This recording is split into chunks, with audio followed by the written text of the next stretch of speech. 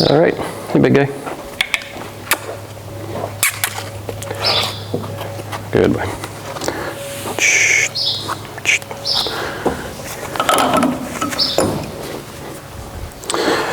All right, so here we are. I just tacked him up in the barn, so he's good at standing in the cross ties in the barn to be tacked up and all that stuff. And then I just brought him in and tied him to the tie ring there in the arena while I was setting up the camera and things. All seems to be good with all of that. So I'll just kind of go through a little bit what I found in the beginning with some of the groundwork stuff and some of the tools and things that I use, just to see if there's any, if they have any concerns or any reactions to things. He was really good with all of the, waving the flag around him and the ropes and all of that kind of stuff. So the only thing that I found that was a real trigger for him, which is really common, is kind of this pool noodle. Just the movement and the sound and the touch, especially when you get around in front of the chest and the front legs here, for a lot of horses is a really big trigger point. And for him it was too. He would, he'd kind of rear up and strike at it, and it's just more that sensation of something touching them in a place they're not really that familiar with, and they can't really see it. They can just feel this movement and the vibration and the sound. So it sometimes takes them a bit to really kind of get used to that.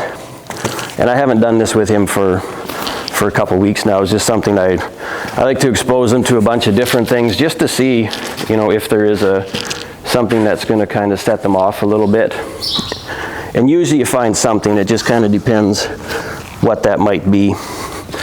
Like I said, the movement, the flapping, the sound of the flag, everything that he could kind of see and see and understand and get a feel for, he was fine with. But there's always something. So, if you're out riding down the trail or through the bush or something, and a branch or something brushes his leg, or a willow wraps around his foot or something like that, some weird thing that tends to typically happen,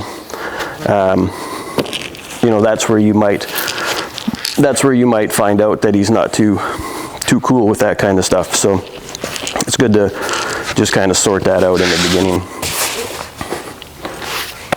Good boy. So like I said, I haven't done that for quite some time. It's not something I do every day. It's just wanted to show you just a little bit of what was his, kind of set him off a little bit. So we usually ride in here a little bit, and then we'll head on down the road. Probably won't do that this morning, but that's kind of our typical plan. Just riding him in a regular snaffle bit, and just working on the basics of the basics, just forward, back, moving the shoulders, moving the hindquarters, getting him to work forward, stretch over the back, and lighten the forehand a little bit as we can.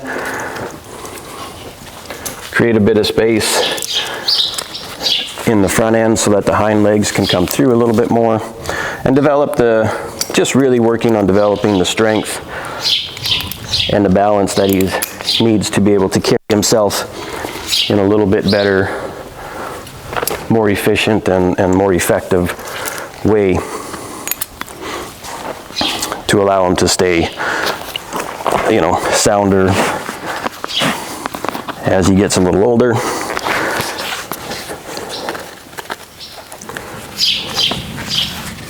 Good boy. And working a little bit on,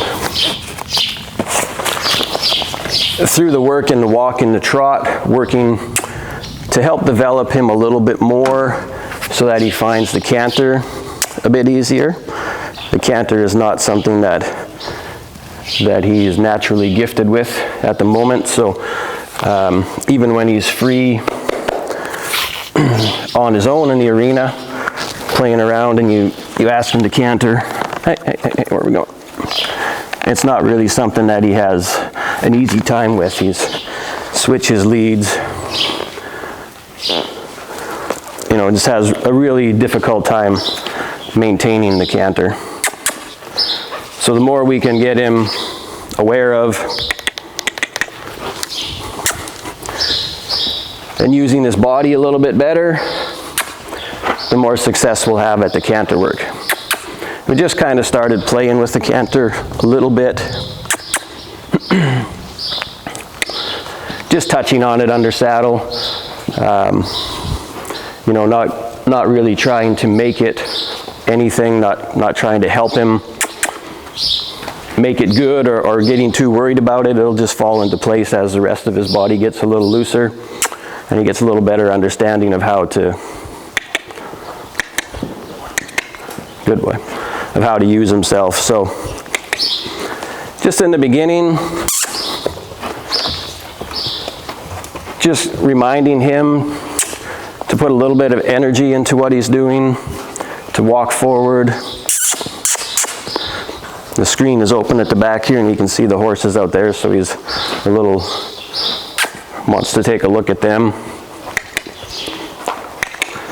And just working again, even right from the start, good boy, of bringing the shoulders around, really focusing on bringing the shoulders around the hindquarters, particularly with him because he's built pretty downhill.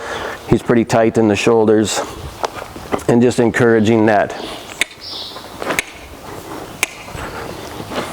The stretching, the stepping across of the front legs, say the left front in front of the right front, the left front behind the right front in front of the left front, and so on. We're really encouraging him to open up the shoulders, stretch across the chest, and as he opens up the shoulders and gets a little bit, shifting the weight slightly towards the hindquarters, then he starts to create a little bit of lightness in the front, opens up the shoulders, gets a little more freedom in the shoulders, and creates a bit of space for the hindquarters to be able to step through a little bit more. So if we just try to push the hindquarters under without creating some space in the shoulders, we tend to push them a little bit more into the ground, a little bit more on the forehand, and make them a little tighter in the front. So if we work a little bit towards the balance, shifting the weight slightly back, obviously within reason to what he's capable of doing at the moment. But working on that, trying to encourage him to keep the neck out and long and really stride through his body, so he starts to get that wave of energy come from the hindquarters through his back. His hips and lower back behind the saddle start to let go and really swing. And he pushes this energy out along neck, out through the pole, and then stretches down over the back, reaches out and down with his neck, and starts to develop the strength he needs to carry that position, which it takes a lot of strength for them to do that. So it's just something you develop incrementally, just like going to the gym. But just working on, working on all of those things to help him get a little better feeling in his body, that when he moves a certain way and he positions his body in a certain way, he starts to feel better, he moves better, and mentally he starts to connect. Good. Mentally he starts to connect that feeling in his body with how he feels in his mind. That's it. And then he starts to look for that a little bit more. Good boy. Really, in the groundwork, what I try to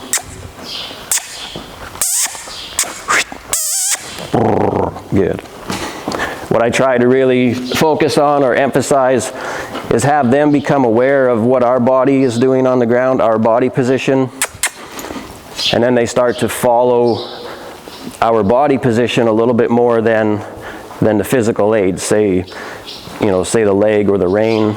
But if we position our body a certain way in the saddle because of what they've learned on the ground, that they start to mirror that with their body, and then the movements and everything that they start to do become more of a byproduct of them following our body position and finding that in their body. And then we don't really have to get in the mindset of trying to make them do things so much, as they're just following our lead. And then we can use the leg and the rein aids as a backup, but not trying to create those movements and stuff through the leg and the reins to begin with. So here, for example, if I bend my body a little bit to the left, my rib cage. You got a bathroom break or just a stop? Just a stop.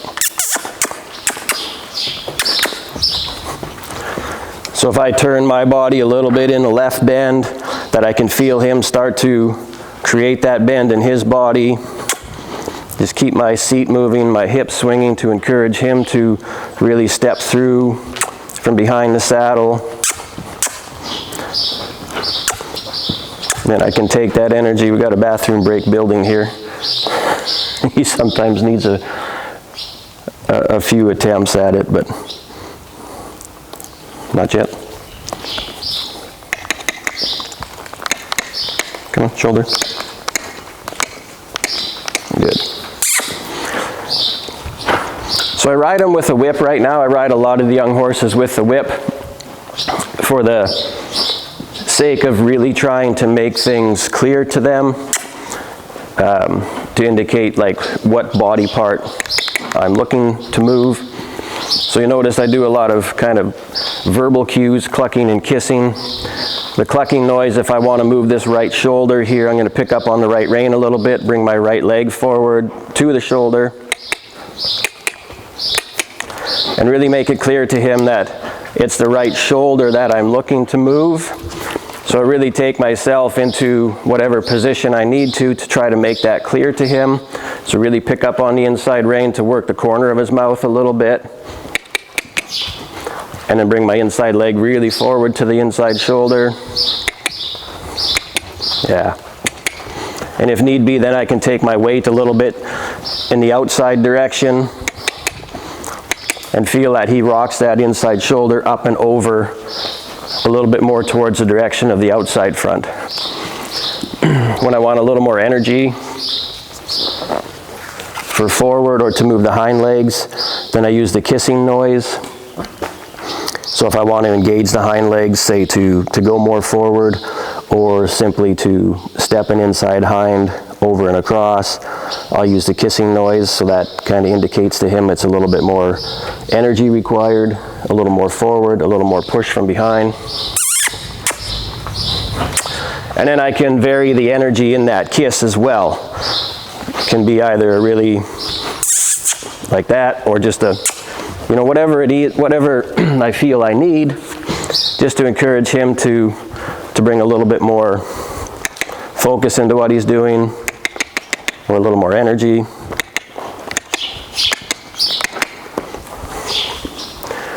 And the same with the hind legs if I need to. If I want to step the right hind over, I'll bring my inside rein out this way. I might look towards his inside hind, and then I might put the whip there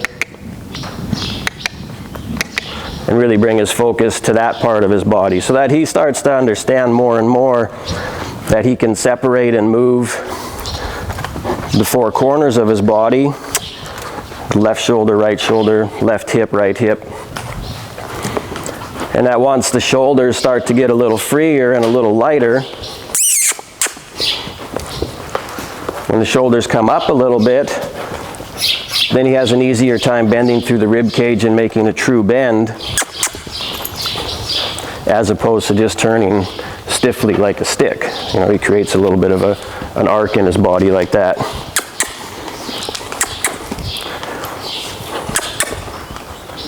Right. And again, just trying to set it up through my body, so I feel him start to respond to the position of my body. Using the rein just as a suggestion. I, again, try not to, even though he's really green and he doesn't have a great understanding, trying not to create all of this through the reins, but using them as needed. Taking my body where I feel it's needed for him to understand. So if I put my inside leg on and then I sit to the outside, maybe it's way over to the outside. Good boy. And let him kind of come and find me there. So that eventually it's just a little bit of that positioning. Maybe you shift your weight slightly to the outside. But right now, in these moments, using the exaggeration of everything to do the teaching, and then we can tone that up once the understanding is there. Good boy. So in this stage of the riding and the training, it's being able to and comfortable enough to be able to ride, kind of out of the position that most people have. Everybody has an ideal position in their mind of how it should look when you're sitting on a horse. And it's good to keep that in mind, and that is the ultimate goal. But it's pretty hard to teach a young horse that doesn't understand anything if we don't ever deviate from that ideal position. So being able to open up our range of motion, take ourselves into a position that we normally probably wouldn't go, way over to the outside, for example, or maybe way to the inside.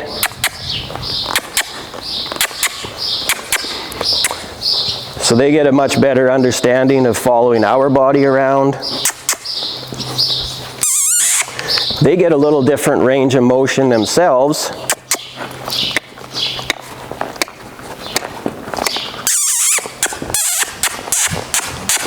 Yeah, good. We as riders get a lot more range of motion in the saddle. So we get a little more flexibility and softness and the ability to follow the horse and feel the horse and move more. So that when we ultimately come back to that ideal position, that picture we have, you still have that flow and that flexibility and that softness in your body that allows the horse to have the same feeling, so that they have that flow and that flexibility and that softness. And they feel that from the rider, even a young horse, if you're out on the trail or if you're in the show, wherever you happen to be, and they still feel that softness and that calmness in the rider's body, can be a huge advantage to them and help them relax a little bit more. Good boy. And put them in a position where they learn. Good boy. Yeah.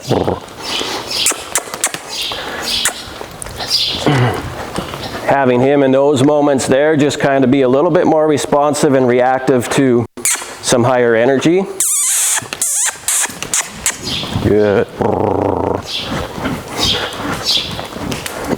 So again, yeah, good. So it's not always something that we have to try to, let's say, keep them going.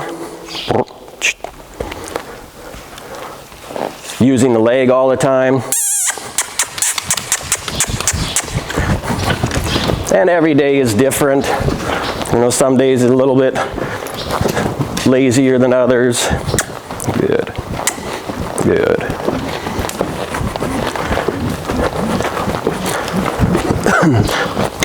And then working on the same types of things. Might have another bathroom break coming up here. Good.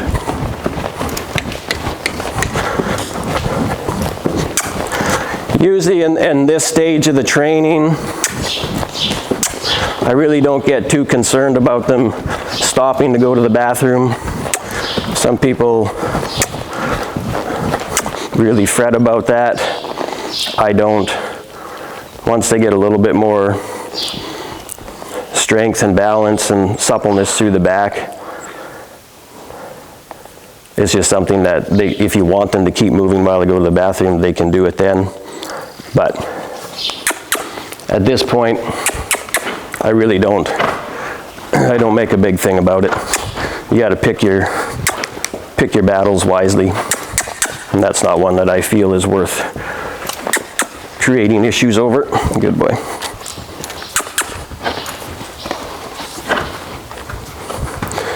So usually when he's stopping a little bit like that, there's a bathroom break coming up. Like I said, sometimes takes him a couple moments to figure it out.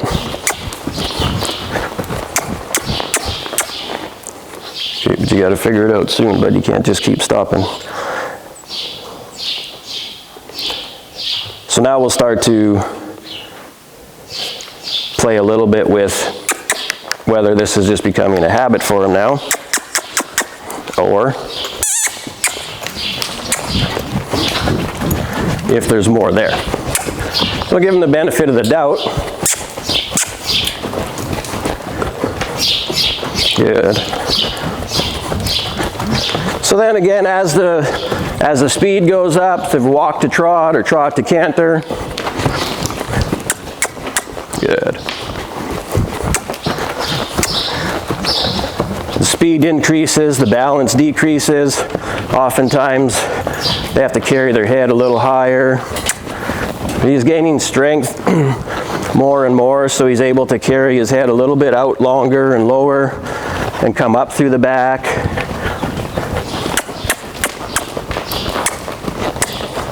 Good boy, good. And as he can do that more and more, I can get a little access again to bending him, moving the shoulders. And this is where the canter work is a struggle for him, because again, as the speed goes up a little more,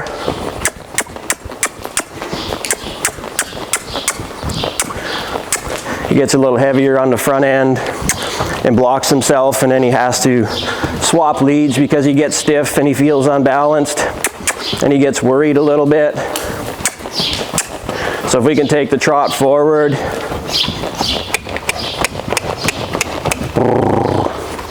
and back, and rein back.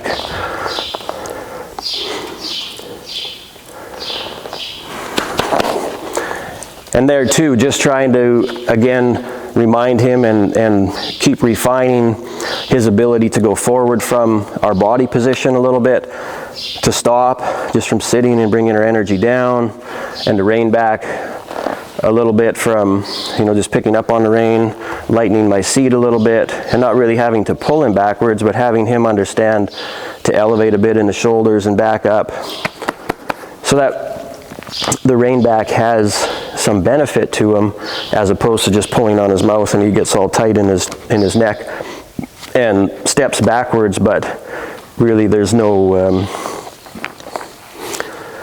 real benefit to it, no gymnastic value or no body development there. He's just going backwards because he's being pulled backwards. Here, if we can just encourage him to get a little lighter, so just lighten my seat, sink backwards, good boy, good, and then forward.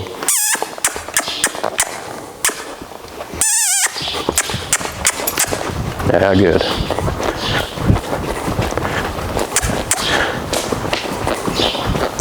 That's it. And the more that I can have him follow my body around, go to the shoulders here, the right shoulder, now the left shoulder, and forward. And I'll see if I can bring the trot back a little bit. Not quite that much. And then I'm going to just give him a little bit of an energy inducement there, because I think now he's kind of using that screen door there as he just wants to stop for a coffee break. So I let him kind of commit to that stop without trying to micromanage him through the corner. And if he decides to stop, I'll let him do that. Super. And if he were to stop there, then I would give him a little bit of excess energy.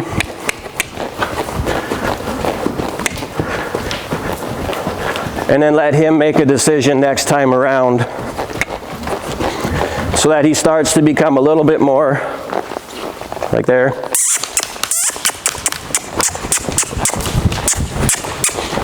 Yes. Good.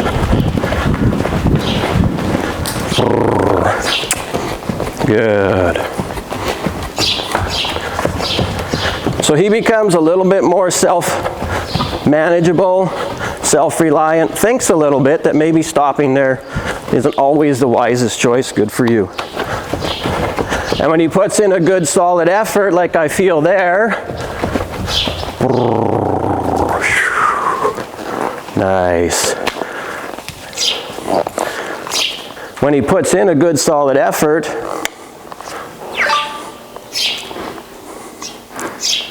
then I'll let him have a little rest here, so that he knows that it's not just he puts that effort in and we just keep going and going and going and going. But if he puts in a nice solid energy, effort with some energy, and we go through that corner, and he starts to associate that he has a little bit of a responsibility in this partnership as well.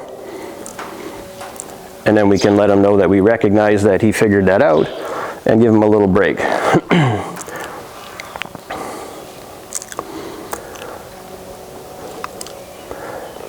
And then the corner there where he did decide to stop, then he was sort of planted in the ground, and I brought my energy up a little bit. I touched him with my leg. There was really no response there, so I give him a couple of taps with the stick just to kind of reinforce that. He has a tendency from time to time of just sort of zoning out and not really being that attentive. You notice that on the ground, in the leading and stuff like that. Especially like in the start, you'd be leading him, you'd stop, he'd kind of just walk right into you. He might even, bang into you with his head in your back or something, or at the very least his shoulder, or he would just keep on walking and sort of just take you for a walk if you wanted to go with him. So having him become a little bit more aware that there's two of us here, and just learning to put in a little bit more effort on his part, and it has a lot to do with just his greenness and stuff as well. That's something that will come, but starting to instill a little bit of a work ethic in him, so that 10 years down the road you're not trying to carry him around everywhere you go. Good boy. Good. Yeah. So when I'm trying to go a little forward,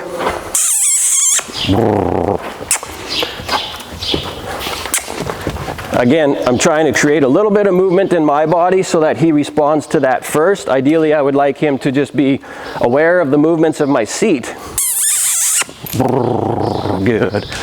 So when I start to create a little bit of swing in my seat and my hips, that he responds to that. So that could be a little bit more forward. We'll try here, see if I can make the trot a little bigger just through some movement of my hips. I might have to exaggerate that sometimes. And then I'll slow that movement down. See if he starts to come back to me a little bit. And then just try to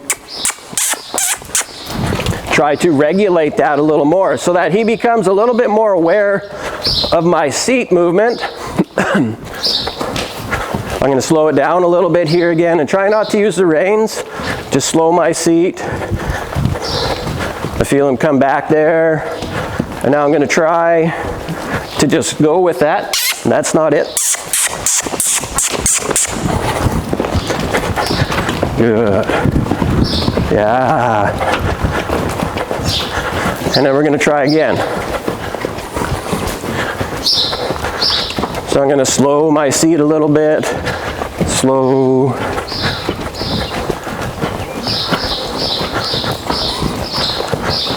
Good for you. And there I just tried to ride that through the corner. I didn't try to keep him going. I didn't try to prevent it from losing it. You have to be okay with setting something up to where you want it to be, and then not being afraid to lose it. And then you can get it again.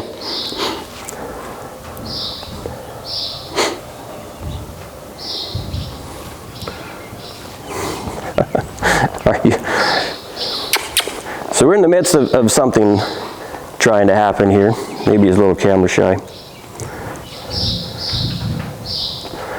But anyway, just give him a moment to go to what I was saying, to set up the whatever it is, the trot that you want, the walk that you want, the feeling that you're getting from the horse, and then trying to just go with that as opposed to trying not to lose it. A lot of people get in the mindset of everything feels really good here, he seems good, and they kind of hold their position and keep everything together because they don't want to lose what they've just created. But then you end up micromanaging and working harder and harder and harder over time. So to give them, okay, but to set them up and help them find a place that's good, and then to be okay with it all falling apart, and then setting it up again, and little by little, they start to carry themselves more and more.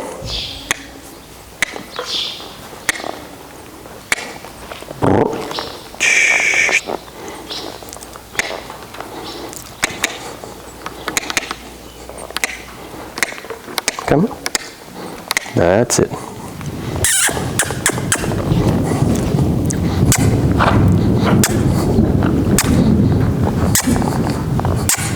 Good boy, good. Yeah, good. And then just take some time to really work on maybe exaggerating the bend in him, exaggerating the bend in my body, sitting a bit to the right here, really trying to get the feeling that he stretches the outside of his body a little further. Yeah. And giving him a chance to really feel that. So trying not to do it too quickly, making little adjustments as needed. Lead him out with the right rein here as I'm trying to create a bit of softness on the left.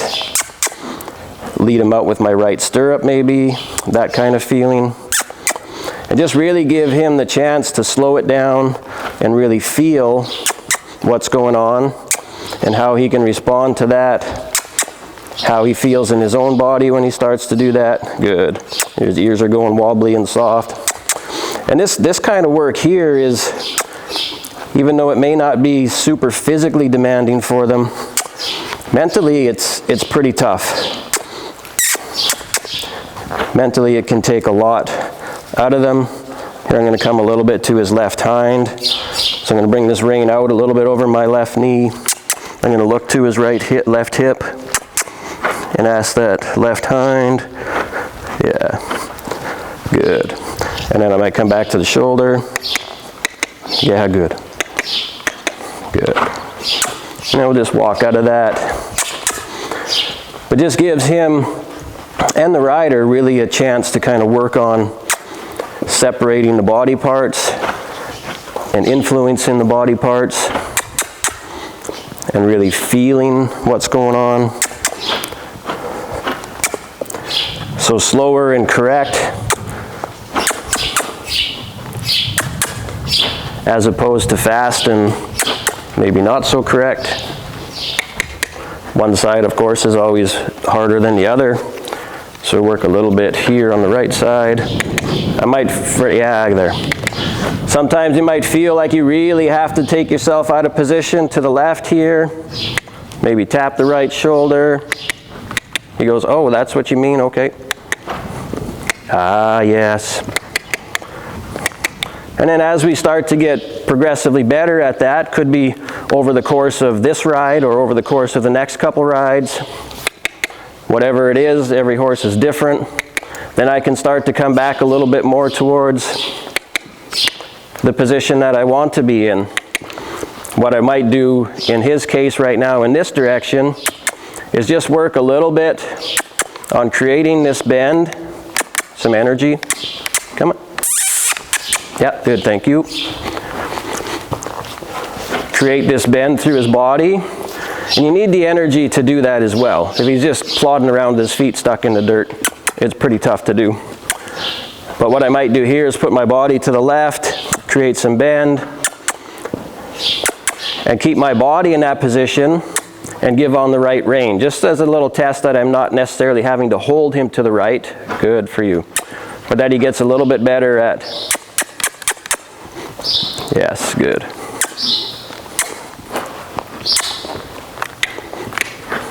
But he gets a little bit better at maintaining that position himself.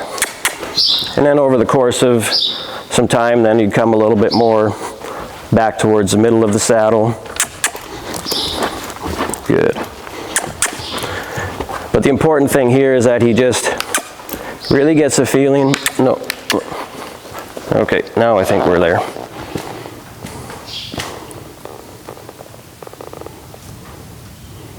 Good.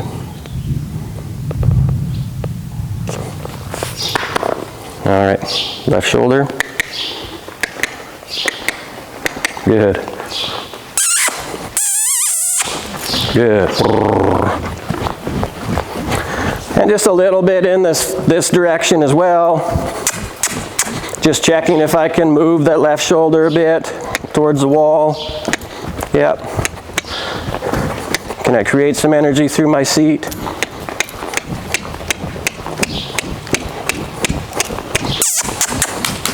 Thank you. Good. Can I slow it a little bit through the seat? Yeah. Nice. Yeah.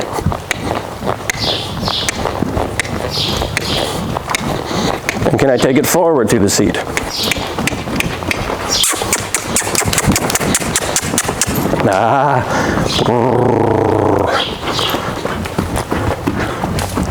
That's it.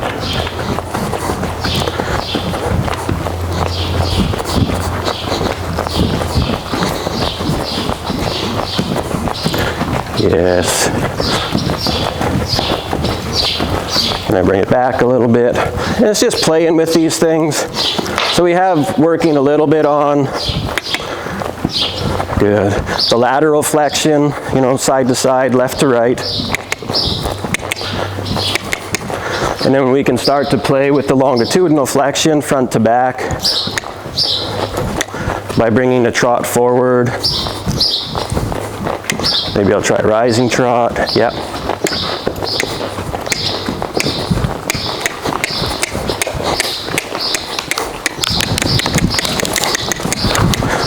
Yes. I'm going to try that corner one more time because he's kind of making a little bit more of a decision in that corner than I would like.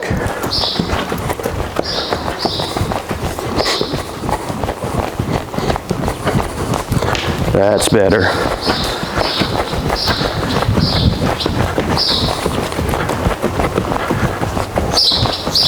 And I might try that one more time. So I'm just going to ride him to that corner, and I'm just going to sit kind of passively and let him decide. Maybe he just wants to stop there and smile for the camera. That's much better.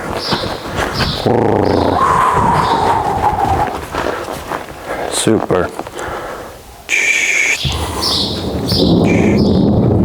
Yep. Sounds like rain is coming. Good boy. Good.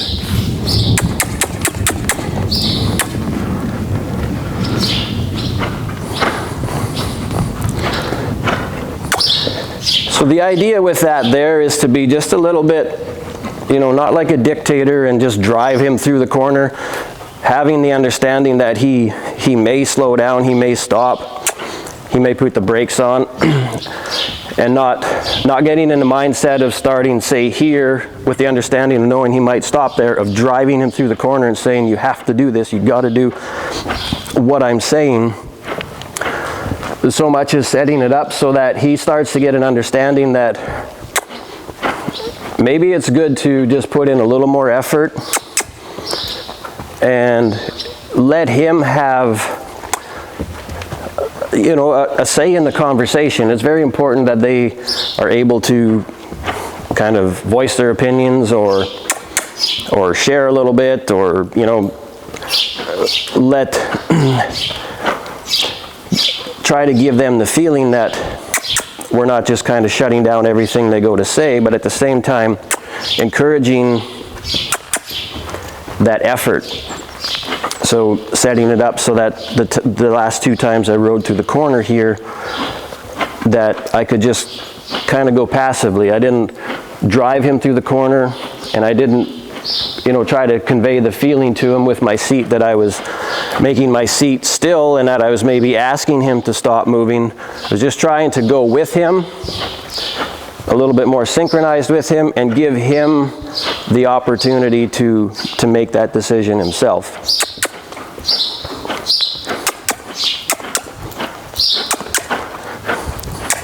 Good for you. Yes, good. And here I can just, even with the one hand, kind of pick up and move the left shoulder. So again, the more forward that he carries himself, the more he starts to loosen up the shoulders and elevate the shoulders. Then it's easier to move them to the left and the right, open up the stride forward and back.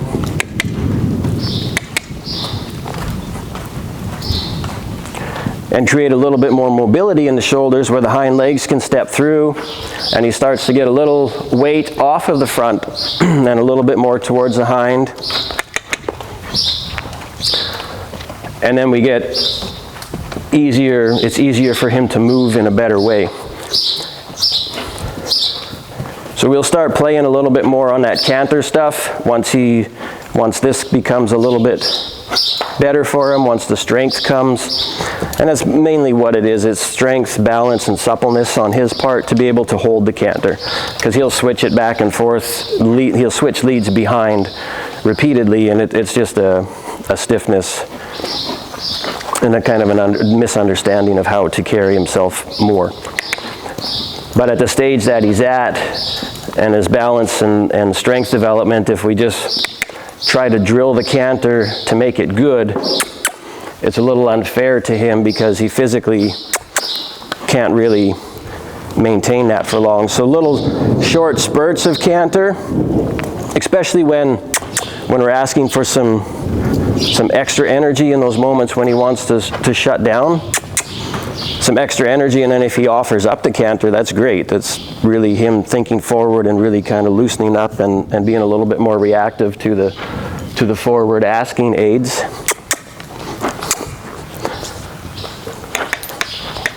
Yeah, good.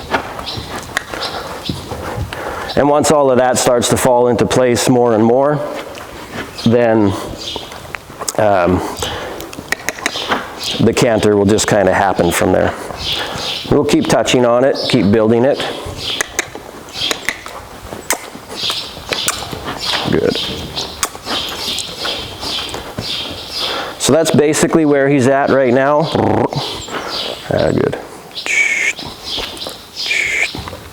Good. Yeah, good for you.